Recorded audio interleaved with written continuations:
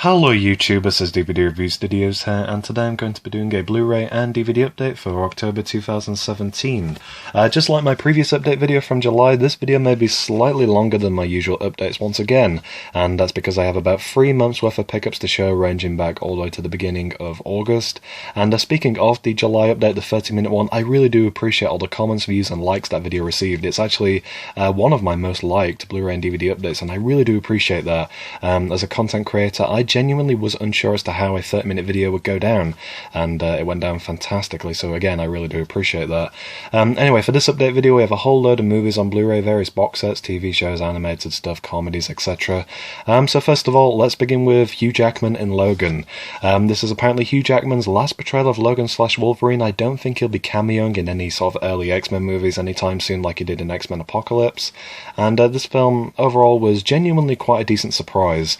I saw this in the cinema back in March when it first came out, and I really was blown away by it. The ending in particular, which I will not spoil, is incredibly evocative, and just overall the script, the ending shot in particular in terms of cinematography was beautifully done, and the characters especially. I just loved Patrick Stewart reprising his role as Professor X, and it was great to see Stephen Merchant make an appearance in this movie as a major character, and that was genuinely something that did surprise me. He had quite a lot of screen time. I thought he would have been quite a disposable character, but he was quite essential to the plot, and I really enjoyed his character. His character was called Caliban, I believe. And yeah, overall, Logan is a fantastic film. I would highly recommend it. This Blu-ray edition I actually grabbed in HMV the other day for $9.99, and this is a 2-disc edition that includes the Logan Noir version, which is the same film in black and white. Unfortunately, no extended cut, which I was actually hoping Logan Noir would be. But yeah, that's Logan. I definitely recommend checking it out. Next up, sticking with the theme of X-Men, we have X-Men Apocalypse. Not a great film in my opinion, but still very good. I think it's incredibly predictable story-wise, but the character development, especially for Magneto, some very horrible stuff happens to him throughout this film, which I thought was beautifully acted by Michael Fassbender. Loved the reappearance of Quicksilver. I definitely think he was the highlight of Days of Future Past, and once again they repeated a similar sequence, just like in Days of Future Past, with the really incredible slow-motion sequence where he was running through the room to the Jim Croce track. I loved that sequence, and they repeated something very similar in this film that personally I'm not so sure was as good, but still very good to say the least. Incredibly well filmed, and I quite like this film. It was okay, not great, but still watchable. So that's X-Men Apocalypse. Next up, we have 2 Marvel Netflix TV show box sets, beginning with the complete 2nd season of Daredevil. This is a really great season, 4-disc set, 13 more episodes, and overall I really enjoyed this in particular for the subtleties. There's a really great episode that's a throwback to Nelson and Murdoch's past, to their college years, which was a really great episode, and that set up the Elektra story arc, and I really enjoyed the Elektra episodes, but the ending to that sort of storyline was kind of silly in my opinion. I really enjoyed the Punisher storyline as well,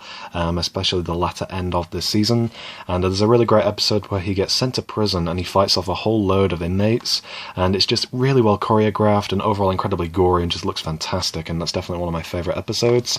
And yeah, I definitely recommend Daredevil as a TV show. Absolutely incredible. Next up, we have the 1st season of Jessica Jones, which I actually haven't started this yet. Again, another 13 episodes, I believe, 4 discs as well, yes. And I'm really looking forward to watching this, in particular for David Tennant's character. He portrays the main villain, if I'm not mistaken, called Kilgrave, and I can't wait to see how that proceeds in this season. So anyway, that's season 1 of Jessica Jones. Moving on, we have a few movies on Blu-ray, first of all beginning with The Hateful Eight, the 8th film by Quentin Tarantino. Overall, I actually enjoyed this a lot more than I really anticipated. The storyline, or premise rather, is extremely simplistic, with just 8 random strangers being stuck in a log cabin during a snowstorm, and slowly but surely things get violent, and of course, as with any Tarantino movie, things get extremely bloody. But the ending sequence in particular was very much mesmerizing. I just absolutely loved the ending fights, and overall I just thought this was a fantastic film for the characters in particular. They had quite a lot of focus, a lot of detail to them that really added to the plot, and there's a really great plot twist sort of midway through, I would say, that definitely does add a lot to this movie. So this movie has quite a lot of layers to it, really great cinematography. I loved the snow sequences at the beginning, and one of my favourite, or the standout character for me personally, was definitely Kurt Russell's character of John Ruth, aka the Hangman, who was a bounty hunter. Sam Jackson portrayed a great character, and I actually quite liked Tim Roth's character as well. So overall, really enjoyable. I would definitely recommend checking out The Hateful Eight. Next up, we have Mad Max Fury Road, the fourth film in the Mad Max franchise as far as I'm aware, and I actually haven't seen the other films. I think it's a trilogy starring Mel Gibson. My friend said I didn't really need to see those, there's not really too much continuity, and that I would be able to understand Fury Road as a standalone, and I really thoroughly enjoyed this film. Tom Hardy's performance was absolutely terrific as Max, as the main character protecting a group of girls from the villain Immortan Joe, I think he was called. A really grotesque villain, honestly, but the overall storyline was absolutely terrific, really intriguing, and the entertaining sequences with the car chases and the overly excessive violence, etc., was just absolutely phenomenal, and I really thoroughly enjoyed, in particular, the very minute details of the characters. There's a really interesting character that caught my eye. It was sort of a ghoulish looking character in red, with this guitar that shot flames. I just love shit like that. It's absolutely terrific. And yeah, you can let me know down in the comments below whether or not I would enjoy the original films with Mel Gibson. I've heard that the first one is incredibly slow, but I haven't really heard anything about the sequels, and if it's anything like the regularities of sequels, they get shitter and shitter as it goes. But you can let me know anyway whether or not I should check those movies out. So that's Mad Max Fury Road. I really enjoyed this. Next up we have Split, starring James McAvoy. This film had a lot of dark concepts, and overall I wouldn't really say it was rewatchable. It focuses on the main character Kevin, who has multiple personality disorder, over 23 personalities converging at once, and one of those personalities at the beginning of the film kidnaps 3 girls. And slowly, over the course of the film, we are introduced to the vast majority of these personalities in one way or another that come out as different characters. So we have a female personality, a toddler called Hedwig, etc. And it's actually quite creepy in some areas, but the way the girls actually try to manipulate these various characters is really quite genius, in my opinion. And by the end, it is quite shocking. And overall, I'd say definitely check it out at least once. I don't think I'll be rewatching this, but overall, I really quite enjoyed Split. So that is Split.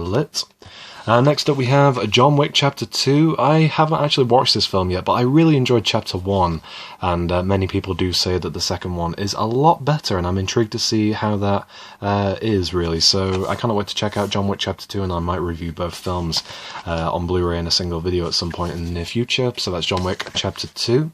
Next up we have the Lego Batman movie, which honestly took me by surprise. I really thoroughly enjoyed this. I watched it with my nephew. He really likes it a lot more than the actual Lego movie, and personally I prefer the Lego movie for its creative aspects in terms of the story. But this film had a different creative aspect that really did take me by surprise. Obviously these Lego movies are produced by Warner Brothers, and Warner Brothers own a lot of various movie franchises.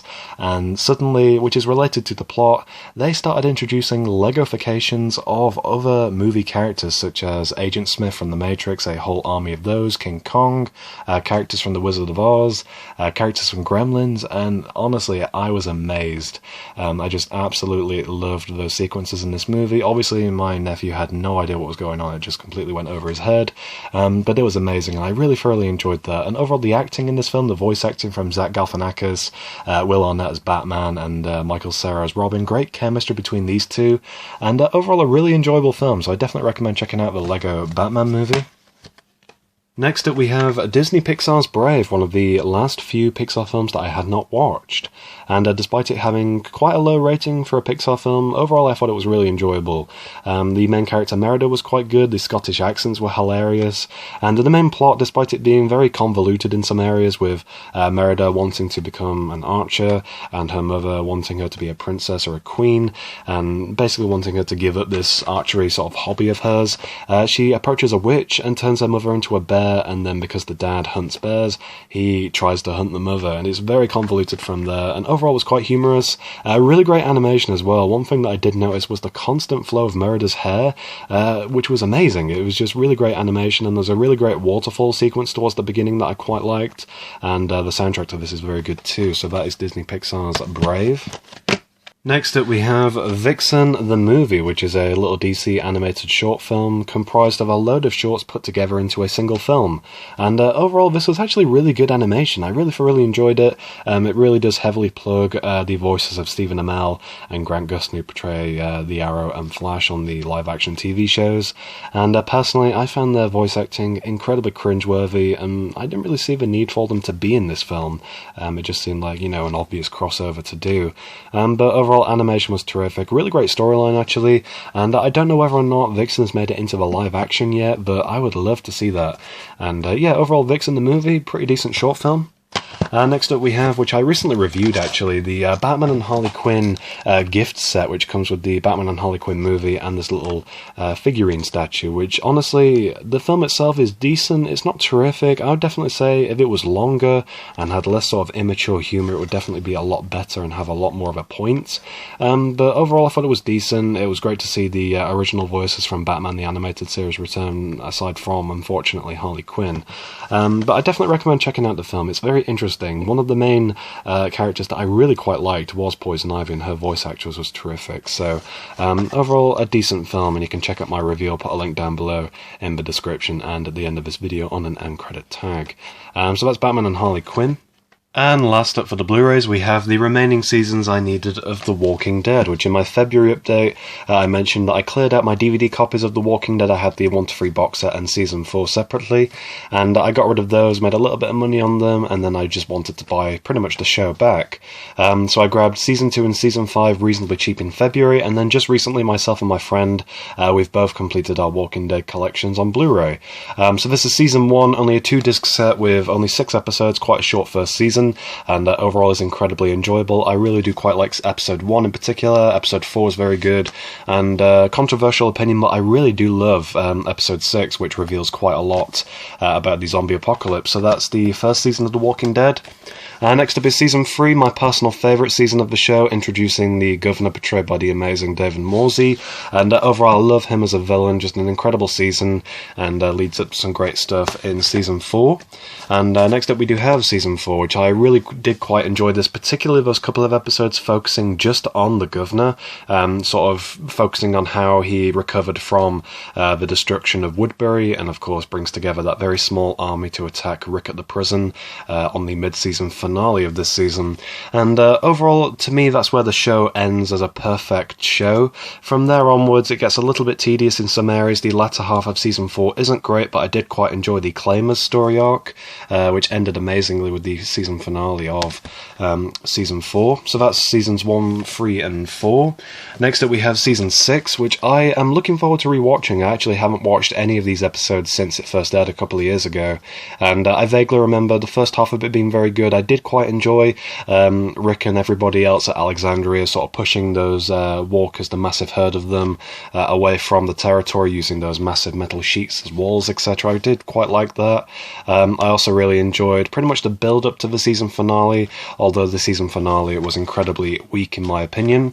But that was definitely made up for with Season 7 Episode 1, which is by far one of the best episodes of The Walking Dead. It's not my favourite still is Season 5 Episode 1, the Terminus episode, but I really enjoyed the brutal death sequence of Season 7 Episode 1 from Negan, of course, the main antagonist of this current story arc. And the rest of Season 7, in my opinion, isn't great, but I am looking forward to rewatching it. Perhaps watching it in total as a collective rather than week after week. Perhaps that might be a little bit better for viewing's sake, but I really found quite a lot of this season very tedious, poor storytelling, and overall really frustrating character development that really didn't go anywhere. A couple of episodes I really enjoyed. I loved the episode focusing on just Negan and Carl. That's a really great episode, and I also really enjoyed, quite surprisingly, the character development of Eugene. He's a really great character, especially in Season 7. So that's Season 7 of The Walking Dead, along with the other ones I've just quickly shown. If you're interested, I might do a video doing a collection overview of all my Walking Dead Blu-rays, just to talk more about the show, a couple of my favourite things about it, my favourite characters, etc. So if you're interested in that, drop me a comment down below. Anyway, let's move on to the DVDs. Moving on to the DVDs, first up we have the Doctor Who 50th Anniversary Special, The Day of the Doctor.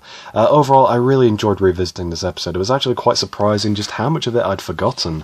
I saw this in the cinema when it first aired. I believe it aired on BBC and was shown in select cinemas in the UK at the same time, and that was a really great experience. I think it was in 3D, I can't quite remember, but it was really enjoyable, and overall the episode is great, in particular for the writing. I'm not really usually a fan of Stephen Moffat's convoluted writing, but in this he did a great job with the dialogue. dialogue, and I loved the chemistry between the three Doctors. Of course, great to see Tennant reprise his role as the 10th Doctor, and John Hurt's performance as the War Doctor was incredible too. So despite everything to do with the Zygon crap that I didn't like, overall this episode was great, and I definitely recommend checking it out if you haven't already seen it, which I'm sure every Doctor Who fan in the world already has. So that's the Doctor Who 50th. Next up we have Gladiator, starring Russell Crowe, directed by Ridley Scott. You can see it's still got the stickers on it. I just bought this today. I need this for a project that I'm working on next week, and overall I'm looking forward to watching the film. I don't think it's a bad film, to be honest. It seems to have a decent rating online, but I'll see what I make of it then anyway. So that is Gladiator. Next up we have Rain Man, starring Dustin Hoffman and Tom Cruise. Overall, I actually found this to be quite a funny and heartwarming film. I love the road trip style to it, and of course the characters were great. I really enjoyed Dustin Hoffman's performance, and the main story is really well done. I really quite like the character of Charlie Babbitt, who's quite a horrible character in the sense that he's very money-driven, but there's a lot of layers to that character, and that definitely becomes apparent throughout the entirety of the film, and the main storyline focuses on his father passing away that was kind of estranged to him, and he actually thought that in the world there would be a huge fortune left to him. Instead it goes to his older brother that he doesn't really know anything about, and that is Raymond, who is actually institutionalized, and as described in the film, he is an autistic savant with limited mental abilities. So he actually tries to befriend Raymond, which obviously is very difficult since Raymond is very used to routine at the hospital, etc. But overall, by the end, it's really quite a funny and heartwarming film, and I definitely recommend checking it out. So that is Rain Man. Next up we have a classic children's film, and that is The Iron Giant, which I only remember seeing the ending of years and years ago, and my friend purposely bought this for me so then I could apparently fix my life so then I could see the entirety of The Iron Giant, and it really is quite a heartwarming film. It's Hogarth, the main character, trying to hide his robot friend from the FBI, and overall it's just a really incredible storyline, really good animation actually, and great voice acting as well. So that's The Iron Giant.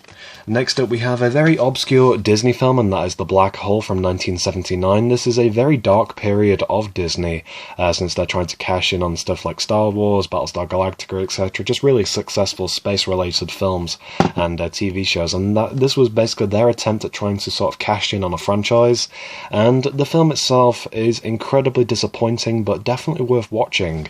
I say that because Roddy McDowall portrays a really great robot character in this film, and that is Vincent, and he was actually uncredited for that role. I really don't see how that can happen, to be honest, since he's more or less the main character, or at least the character that you really do connect with. The human characters are pretty useless, just various astronauts that basically look like extras throughout. A lot of the characters really aren't developed in any way. There's a really underdeveloped moment with a female astronaut who is apparently a psychic, but that is never explored.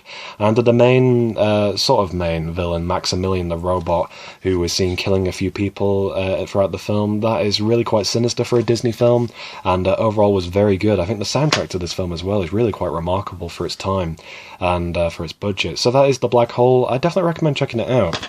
And with that shit film out of the way, I actually have a collection of shit films to go through. I got a couple of these in a bundle, and a couple of these I did buy on purpose, but I just haven't watched any of them yet. First up is King Kong Lives. I've no idea what this is sequelizing to. I've only seen pretty much the majority of the 2005 King Kong, which I didn't really like, and I have seen the entirety of the 1933 King Kong, which I love. So it's King Kong Lives. Next up we have Lake Placid, a crocodile film. What Looks Hilarious, Shark in Venice. Open Water, which is apparently a decent film, so I'm looking forward to watching this. It just happens to be shark-related, of course. And the last film is another shark film, Ghost Shark, which should be ridiculous.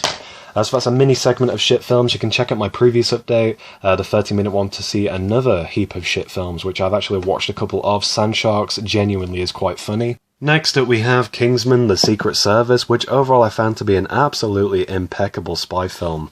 Particularly for the characters, I quite like the main character, Eggsy, who's your typical London street kid, who was then recruited by Harry Hart, a Kingsman agent, to become a Kingsman agent, and I quite like that dynamic of the storyline, and the main villain as well, portrayed by Sam Jackson, Valentine.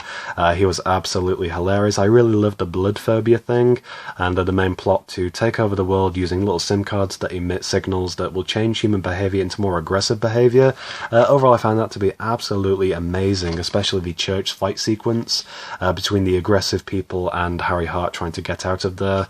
That was just incredible, and overall, I really enjoyed this. A really great film that I definitely recommend checking out. Next up we have Requiem for a Dream, which focuses on four major characters rather, and their difficulties with drug abuse, and overall this film left me feeling quite disturbed, was overall very uncomfortable to watch, and was actually quite shocking in some areas, in particular the Jared Leto storyline of his character. That was quite shocking in terms of the grotesque visuals, and the older lady taking the diet pills, that was genuinely quite unexpected in terms of that being at least one of the main storylines, and was overall very shocking and quite disturbing in terms of the hallucinations and visuals, etc. Just definitely something that did take me by surprise, and I definitely recommend checking out this film. Very harsh reality of drugs and very iconic in terms of the soundtrack and some of the visuals as well. So that's Requiem for a Dream. Next up we have Stand By Me, which is a really great coming-of-age film focusing on four boys and their adventure to strengthen their friendship of finding a corpse and getting some fame in their town for actually finding the corpse. And overall, despite how short this film was, I really enjoyed it. Some really great cinematography. I loved the train chase sequence, and I definitely recommend checking out this film. Really good stuff. Next up we have Training Day, which I actually haven't watched yet, and speaking of this film and Stand By Me, if you've seen one of the most recent episodes of Rick and Morty Season 3 Episode 7, the Rick Atlantis Mix-Up, a couple of those storylines within that episode are based on Stand By Me and Training Day, so I wanted to watch the original source material. Really enjoyed Stand By Me, I just need to watch Training Day at some point soon, but it looks like a good film, has a decent rating online, so I cannot wait to check it out. The next film I'm going to show, I actually received in error. I bought from the eBay store Music Magpie the film IP Man 3 on Blu-ray. Instead, they sent me the Dutch copy of the film U571 on DVD, which I've never heard of this film before. It stars Matthew McConaughey and Bill Paxton, and you can let me know whether or not this is worth a watch. The back of the case is all in Dutch, and I'm hoping it will play in English. It does say on the back, Anglaise, so perhaps it will. Just incredibly strange to receive this, that's all. I actually got a refund since they didn't have any more copies of IP Man 3 on Blu-ray available at the time, so they sent my money back and said I could dispose of this however I wish, so if it doesn't play in English, I'll just throw it away. But still, quite a bizarre thing to turn up in the post. So that's the Dutch copy of U571. Next up we have the Child's Play trilogy, beginning with the first film, which I actually really do love these movies as horror movies, and they're actually quite comical. Of course, it follows a serial killer who is on the run and then possesses a doll with his own consciousness, so he transfers his mind into the doll, and then the doll ends up in the hands of a 6-year-old child called Andy, and then the character of Chucky terrorizes Andy and kills multiple people throughout the franchise. Overall, just a really great creative concept, and overall this film is really funny. The next film I actually quite like. I'm not so sure whether or not I prefer it over the original, but there are a lot of things about this I really do quite like. The beginning sequence in particular, where Chucky is reformed after the events of what happens in the last film, and I really quite like the ending as well, the factory sequence, and of course Andy ends up going into a foster home due to the events of the previous film, and so Chucky then terrorizes him once again by tracking him down. Overall, very creative stuff.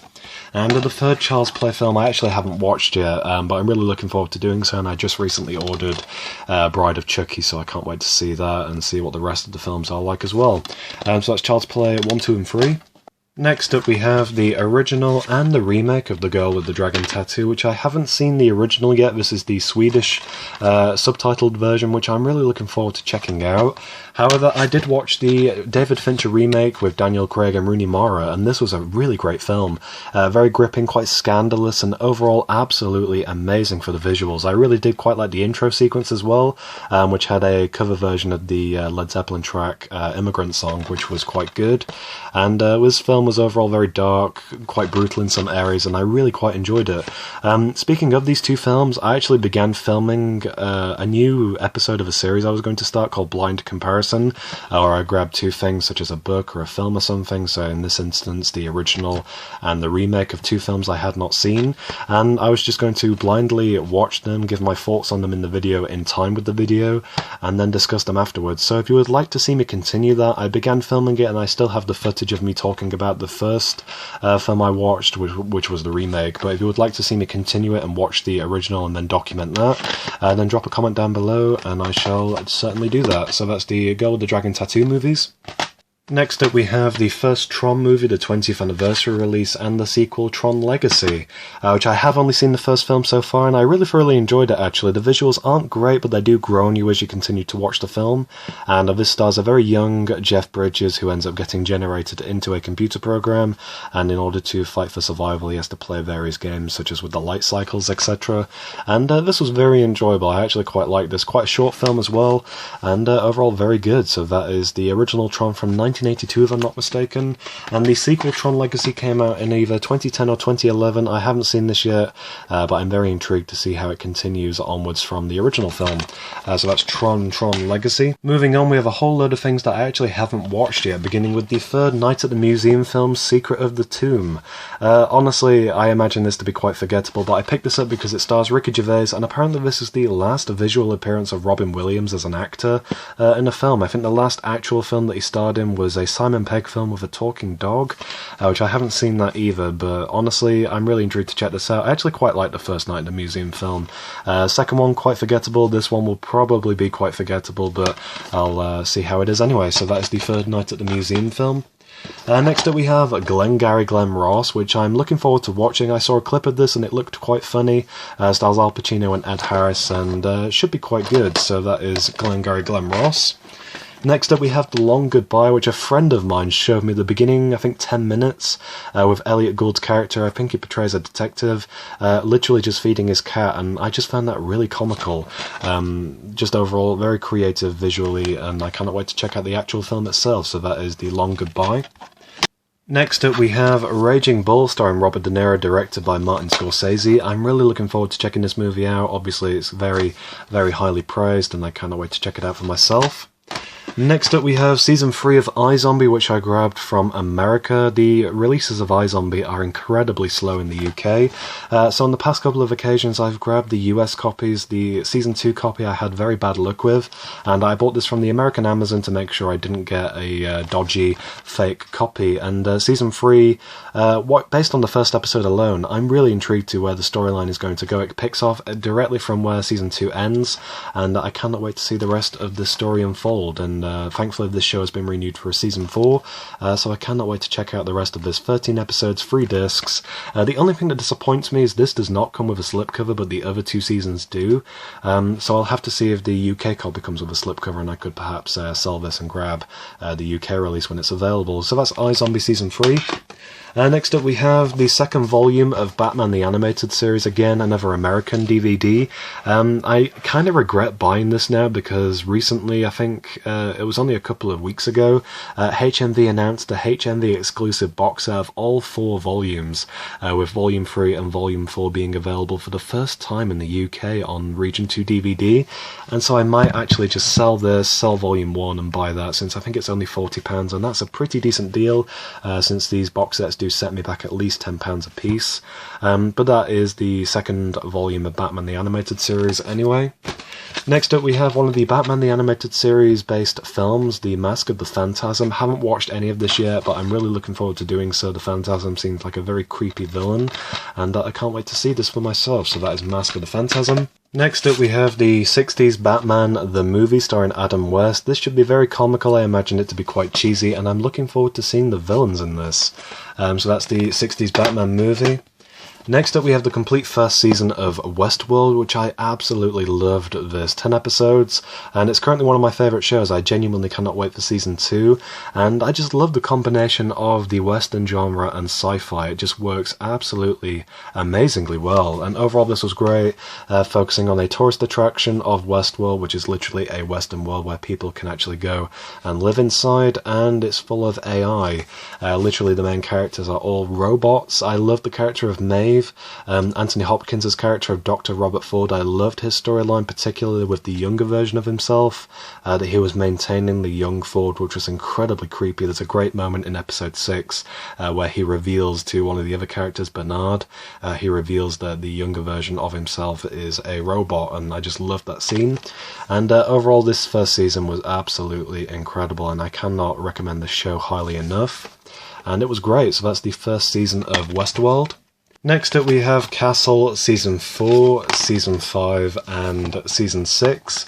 These are all 6-disc sets. I'm currently halfway through Season 5 and I absolutely love the show. Really great crime-solving drama and overall absolutely hilarious as well.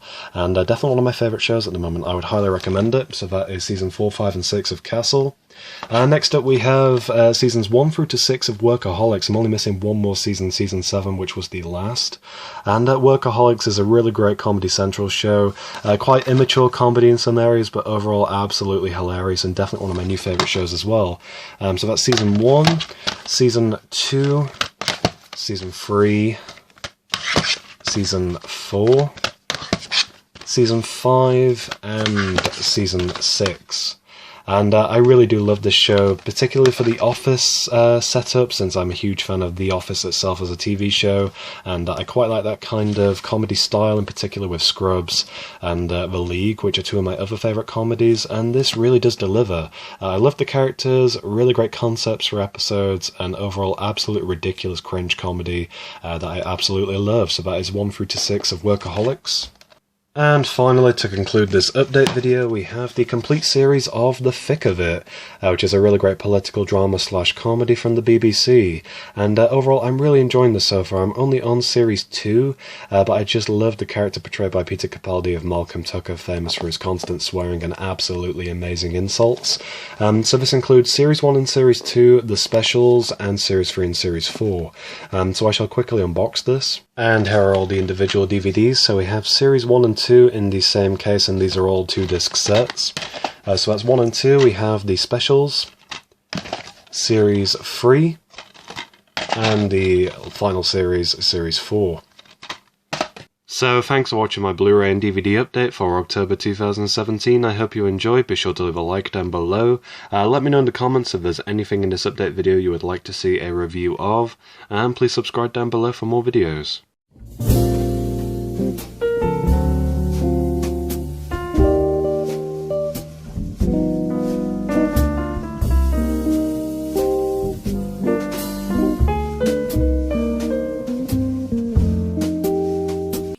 Did I graduate?